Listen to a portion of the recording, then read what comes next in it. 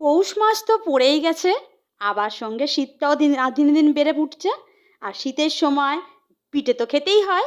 তো হ্যাঁ, পৌষ মাসেও পিঠে খেতে হয়, তার জন্যই পিঠে রেসিপি আজকে শুরু করছি। নমস্কার বন্ধুরা, শ্রুতিদের চ্যানেলে সকলকে স্বাগত জানিয়ে আজকে আমি পিঠা রেসিপি শুরু করছি। আজকে বানাবো চিতই পিঠা। অনেকে বলে এটা আজকে পিঠা, অনেকে বলে খোলার পিঠা, সরার পিঠা। কে কী নামে বলো অবশ্যই কমেন্ট করে জানাও। তো এটা আমি কিন্তু আমাদের রেশনের চালের দিয়েই বানাবো। রেশনের চাল সবার বাড়িতেই রয়েছে। তো চাল তো সবসময় ভাত হিসাবে খাওয়া না খেলেও এইভাবে পিঠা বানিয়ে অবশ্যই খেয়ে দেখো। এটা কিন্তু একটা রেশনের চালের পিঠা, আর এটা লোহার কড়াইতে।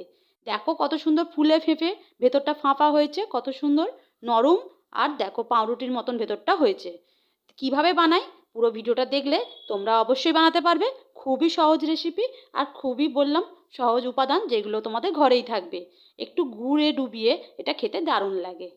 চলো দেখে নেওয়া যাক। এই দেখো, এইটা নিয়ে নিয়েছি রেশনের চাল। রেশনের চালটা আমি আগের দিন রাত্রিবেলা ভিজিয়ে রেখেছিলাম। তারপর এখন করার আগে 2-3 বার ভালো করে জল দিয়ে ধুয়ে নিলাম। আর নিয়েছি 3-4 চামচের মতন, মানে হাফ কাপ একটু আতপ চাল। আতপ চালটা না নিতে পারো, নাও নিতে পারো। নিলে একটু পিঠাটা আর একটু নরম নরম হয়, তার জন্যই একটু আতপ চাল না নিলাম। একটু শক্ত হবে। আর এটা সিদ্ধ চাল, সিদ্ধ চালের সঙ্গে অল্প একটু আতপ চাল মিশিয়ে নিলে ভালোই হয়। তো দেখো, প্রথমেই চালটাকে মিক্সিতে করে নিচ্ছি। আর হ্যাঁ, আর একটা জিনিস করেছি। এই যে ভেজানোর পর এই যে মিক্সিতে জন্য যে যেটুকুনি জল দিতে হচ্ছে, সেই জলটা কিন্তু আমি এই যে গরম জল ব্যবহার করব। এটা কিন্তু ঠান্ডা জল ব্যবহার করব না। এটা আমি এই যে সামান্য করে যে জলটা দিতে হয় ব্লেন্ড করতে সেইটা হচ্ছে এই গরম জল ব্যবহার করছি, মানে গরম জল দিয়ে এটা ব্লেন্ড করব।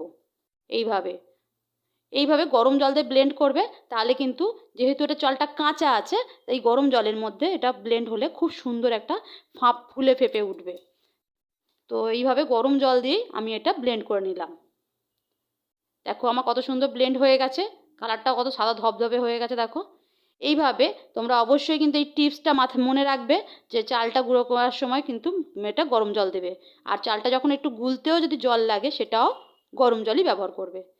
আমি এটা ঢেলে নিচ্ছি। এইভাবে দেখো খুব সুন্দর মসৃণ হয়েছে ব্যাটারটা, দেখো কত সুন্দর লাগছে।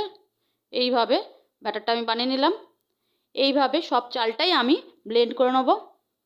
সব চাল আমার ব্লেন্ড করে নেওয়া হয়ে গেছে। এবার শেষে এই আতপ চালটাও ব্লেন্ড করে নিচ্ছি।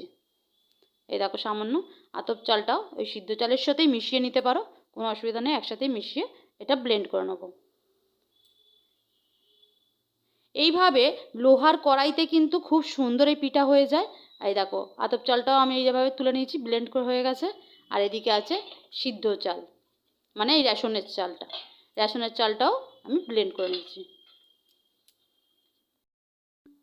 এইবার দুটো চালের মিশ্রণটা একসাথে মিশিয়ে নেব। এখান থেকে আমি সিদ্ধ চালটা আর আতপ চাল একসাথে দুটোকে ভালোভাবে মিক্স করে নেব। এবার ঢেলে নিচ্ছি। এইভাবে আতপ চালের সাথে সিদ্ধ চাল এইভাবে ভালোভাবে মিশিয়ে নিচ্ছি। আমি এটা আলাদা করেই করেছি, তোমরা একসাথেই আতপ চাল সিদ্ধ চাল করে নিতে পারো। এইভাবে দেখো দুটো আলাদা মিক্স করে নিচ্ছি। আর দিচ্ছি পরিমাণ মতন লবণ। একটু নুন দিয়ে দেবে, নুন না দিলে টেস্ট হবে না। আর দিচ্ছি একটু খাবার সোডা, 1 চামচ খাবার সোডা। আর আমি 1 চামচ নুন দিয়েছি। দিয়ে এটা আরও ভালোভাবে আবার মিক্সড করব। এটা দেখে নাও বেকিং পাউডার নয়, এটা কিন্তু বেকিং সোডা, খাবার সোডা।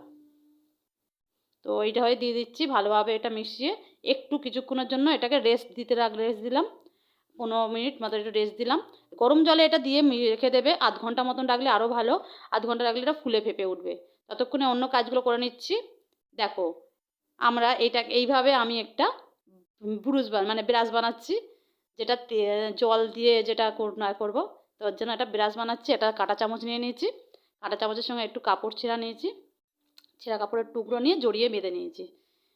এইভাবে আমি এটাকে বুরুশ হিসাবে কাজ করব।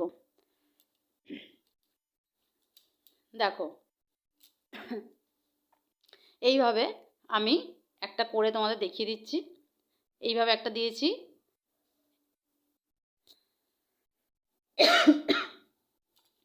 দেখো কতটা সুন্দর ফুলেছে, দেখছো? খুব সুন্দরভাবে এটা ফুলেছে। প্রথমে আমি 1 হাতা করেই দিয়েছি, 1 হাতা দিতেও কত সুন্দরভাবে ফুলে গেছে। এইভাবে দেখো পুরো ভাবগুলোই আমি করে নেবো। এইভাবে আমি 1 হাতা করে নিচ্ছি আর এইভাবে 1 হাতা করে দিয়ে দিচ্ছি এর মধ্যে। তোমরাও যেটা করবে বাটি বা হাতা বাটি করেও দিতে পারো, সেইটা প্রত্যেকটা একই মাপে করবে। আর দেখছো কত সুন্দর, দেখো তোমাদের ঢাকা দেওয়ার আগে দেখিয়ে দিচ্ছি, ঢাকা দেওয়ার আগে দেখো কত সুন্দর জালি জালি হচ্ছে, যে দেখো ব্যাপারটা ফুটো ফুটো ফুটো ফুটো মাঝখান থেকে একটা বুদ বুদ বুদ বুদ উঠছে আর এটা ফুটো ফুটো জালি জালি তৈরি হয়ে যাচ্ছে। দেখো জিনিসটা দেখতে পাচ্ছ। এবারে আমি এটা ঢাকা দিয়ে দেবো। ঢাকা দিয়ে 7-8 মিনিট থেকে 10 মিনিটের মতন লাগছে, বেশিক্ষণ লাগছে না, 7-8 মিনিট মতন হয়ে গেছে। আবারও এটা আমি জল ব্রাশ করে নেবো। ওটা তুলে নিয়েছি, তুলে নেওয়ার পর এইভাবে জল ব্রাশ করে নেবো। এইভাবে কড়াই করে জল ব্রাশ করে করে বারবার এটা করে নেবে, জল দিয়ে মুছে মুছে কাপড় দিয়ে। আরও আবার 1 হাতা দিয়ে দিলাম। এইভাবে 1 হাতা করে করে বারে বারে করে নিচ্ছি। এবারে একটু বানাবো, যেটা দিয়ে খাবো সেটা হলো গুড়। খেজুর গুড় করতে পারো, আমি এটাকে গুড় নিয়েছি। এই পাটালি গুড়টাকে আমি গরম জল দিয়ে একটু বানিয়ে নেবো পাতলা গুড়। একটু পাতলা না হলে ওটা ডুবিয়ে খেতে অসুবিধা হবে। তো আমি এই র্যাশারটা দিয়ে আমি ঘষে নেবো, এই আদা ঘষার মতন এটা ঘষে নেবো। আর এদিকে দিয়ে দিয়েছি বাটিতে গরম জল বসিয়ে নিয়েছি, গরম জলটাতে দেবো এইগুলো। আমি দেখো ঘষে নিচ্ছি এইভাবে। এইভাবে আমার পরিমাণ মতন আমি এটা অর্ধেক দেবো, সবটা দেবো না। আর নিয়েছি 3টে এলাচ, 3টে এলাচকে ফাটিয়ে আমি জলের মধ্যে দিয়ে দিচ্ছি। আর দিয়ে এটা গুড়টাও দিয়ে দেবো। এইভাবে এলাচ দিয়ে একটু দিলে সেন্টটা হয়। এলাচ নাও দিতে পারো, যারা পছন্দ করো না তারা এলাচটা স্কিপ করে দেবে। আমার এলাচের গন্ধটা ভালো লাগে যে কোনো গুড়ের জিনিসে, পায়েস বলো যা গুড়ের জিনিসে, তাই আমি এলাচটা ব্যবহার করেছি। এইভাবে ভালোভাবে ফুটিয়ে নিলাম। এইভাবে ভালোভাবে ফুটিয়ে নেবো। ফুটিয়ে নেওয়ার পর তৈরি হয়ে গেছে। এই দেখো আমার পিঠা আর গুড় তৈরি হয়ে গেছে। দেখো কত সুন্দর লাগছে। এই শীতকালে, শীতের দিনে লেপের তলায় বসে যদি এইভাবে পিঠে খাওয়া যায় তো খুবই মজাদার। পৌষ মাস পড়ে গেছে, দেখতে দেখতে পৌষ পার্বণ মেলা শুরু হয়ে যাবে। কিন্তু মেলায় যে দাম দিয়ে খাবার কেনাচ্ছে, নিজেরা বাড়িতে এইভাবে খুব সহজেই বানাও। রেশনের চাল দিয়ে এইভাবে পিঠা তৈরি হয়ে যাবে খুব সহজেই। দেখো এই আর লোহার কড়াইতেই তৈরি হয়ে যাবে। তোমাদের আলাদা করে মাটির সরা কিনতে হবে না, মাটির সরা লাগবে না। এইভাবেই তৈরি করে নাও বাড়িতে, খুব সহজেই খুব কম খরচে তৈরি হয়ে যাবে এই চিতই পিঠা। এইভাবে এক এক করে আমি ঢাকা দিয়ে দিয়ে দিচ্ছি আর এক ঢাকা তুলে দিয়ে দেখো কত সুন্দর তৈরি হয়ে যাচ্ছে। খুব সহজেই খুব সহজেই এক এক তৈরি হয়ে যাবে। এইভাবে বানিয়ে নাও।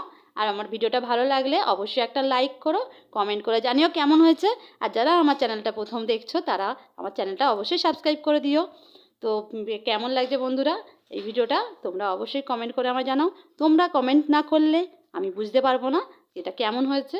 তো দেখো আমার গুড়ও তৈরি আর পিঠাও তৈরি হয়ে গেছে। এইভাবে রেসিপিটা তোমরাও বাড়িতে বানাও, খুবই সুন্দর আর খুবই কম খরচে।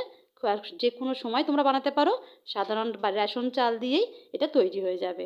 এইভাবে খুবই সুন্দর নরম জালিদার এই চিতই পিঠা। তো যারা প্রথম থেকে শেষ পর্যন্ত ভিডিওটা দেখছো তাদের অসংখ্য অসংখ্য ধন্যবাদ। সবাই এই শীতকালে পৌষ মাসে এইভাবে কম খরচে রেশনের চাল দিয়েই বানিয়ে নাও এই চিতই পিঠা। তো আজকের মতন এখানেই ভিডিওটা শেষ করলাম। সবাই খুব ভালো থাকবে।